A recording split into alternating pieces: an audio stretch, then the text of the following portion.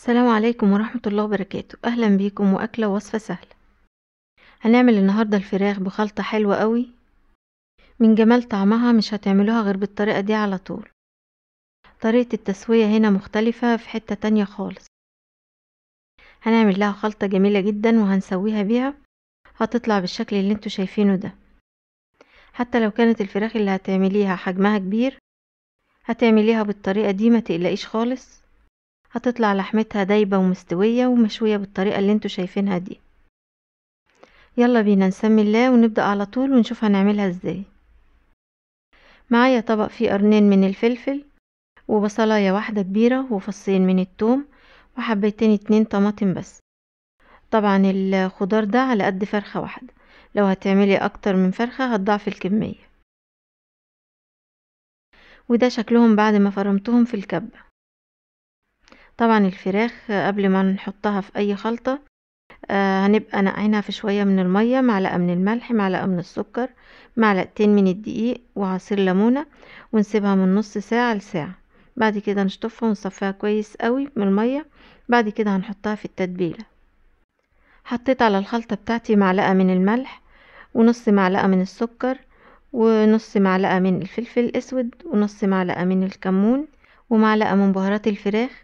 لو مش موجودة هنحط مكعب من مرق الدجاج، وهنحط ورقتين من اللورة. بعد كده هحط 1-3 من القرنفل، وهحط معلقة من السمنة.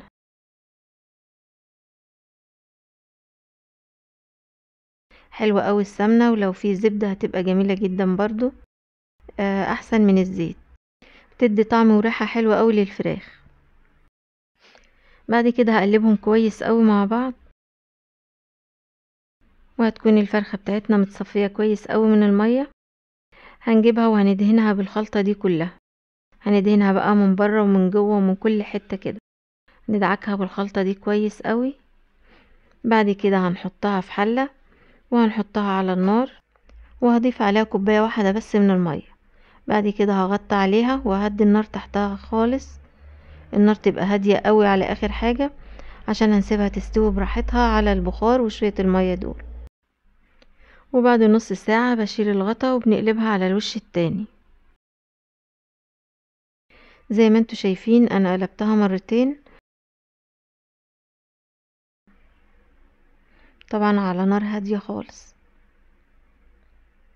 بنجيب خلة وبنحطها فيها، لو طلعت مية او تبقى لسه ما استوتش، لو ما دخلت معانا بقى بكل سهولة خلاص بتبقى كده استوت، وبنطفي عليها على طول. بعد كده هنطلعها بالراحة في مصفى ونسيبها تتصفى كويس قوي، مش عايزين يكون فيها اي شوربة خالص. وعلى ما تتصفى هنعمل لها التتبيلة اللي هندخلها بيها الفرن. هحط معلقة كبيرة من الصلصة، عليها نص معلقة صغيرة من الملح، وربع معلقة من السكر. ما تستغربوش من السكر، ما بيبانش خالص، بس بيديها طعم حلو كده وبيخلي لونها حلو في الفرن. بعد كده هحط معلقة من الكاري،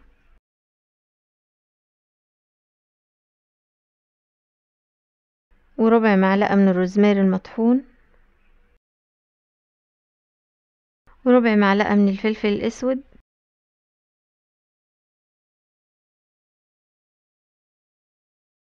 طبعا احنا مش محتاجين نحط توابل كتير، هي كل حاجة بس ربع معلقة.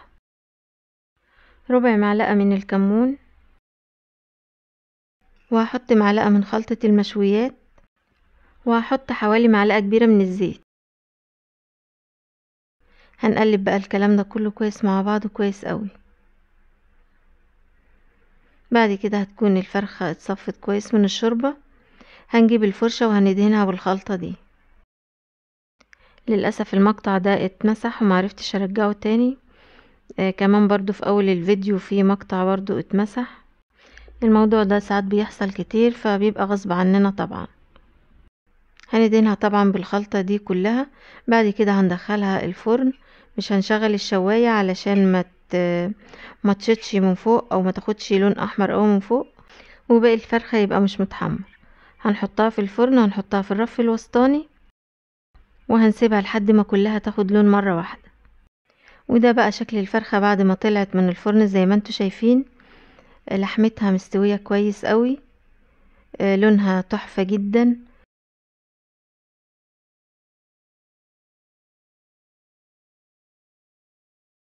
زي ما انتوا شايفين مشوية كويس قوي، بجد طعمها حلو قوي. اتمنى تجربوها بالطريقة دي وتقولوا لي رأيكم. وبكده ابقى خلصتها معاكم. اتمنى الطريقة تكون عجبتكم، اتمنى تجربوها. دمتم في امان الله وبألف هنا وشفا.